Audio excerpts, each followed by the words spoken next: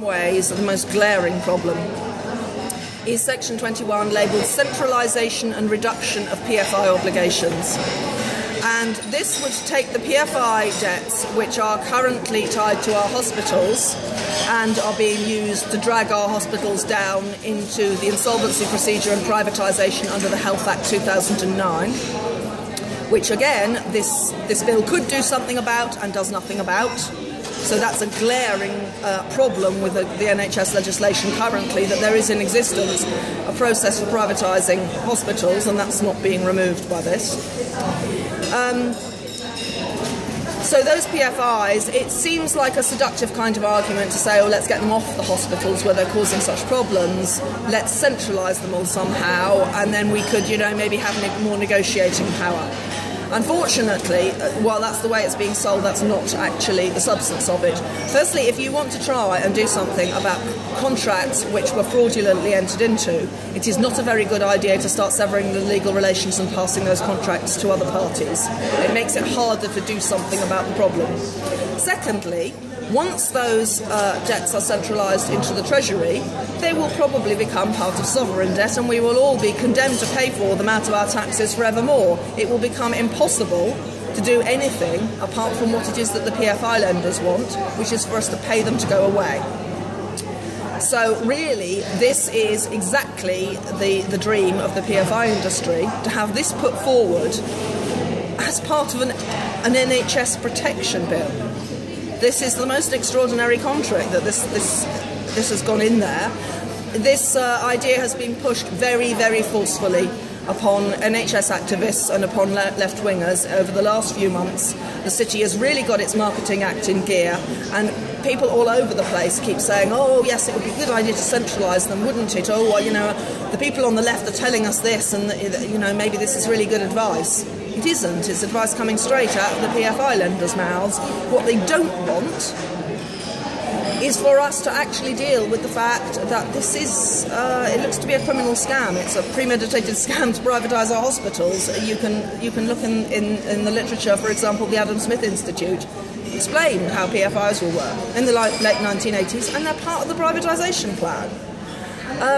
So this whole idea that it would be nice to, put them in the Treasury and then our government will sort it all out against the PFI lenders, well, that rather falls down when you realise that it is because of those very same persons in our government that we have this problem in the first place, because they colluded with this setting up of our public services to be asset stripped through being loaded with PFI debts and then pushed into these innovative new privatisation procedures to privatise our public services.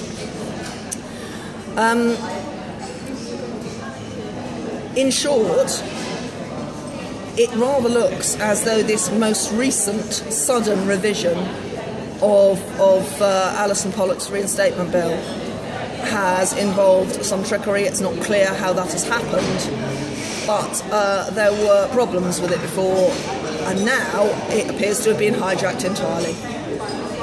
And I think it would be a very good idea to find out the background to where these ideas have come into that non-specialist team that's heading and fronting this, where these bits of law have come in from, because they don't make any sense in terms of the avowed goals and of the people who are fronting it, and indeed of their observed behaviour.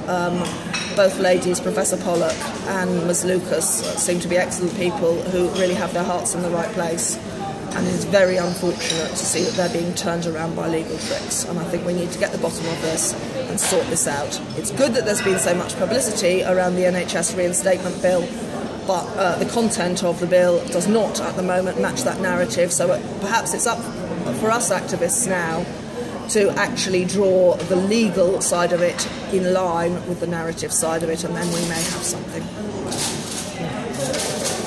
Okay, thank you so much. Christ, I can monologue these days. I didn't used to be able to do that. Good. Where else can we find more information about this anyway? Any sites that we can see? I remember your the article you wrote about the Trojan horse of the effort bill. Is there an article that you've written about this already?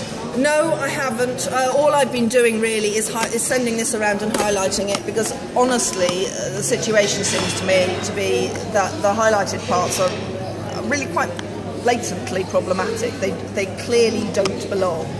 You know, if we're going for a full renationalised public service NHS, why the stuff about charging? Why doesn't it take it back to pre-privatisation? And why are we looking at a PFI centralisation strategy that we know is what the PFI lenders themselves have been lobbying so hard for? That's good. So, you know, in some ways it's difficult to write around this because it requires critique and to go out on a limb in a certain way. So I think it's more helpful, really, to point to what's in their bill.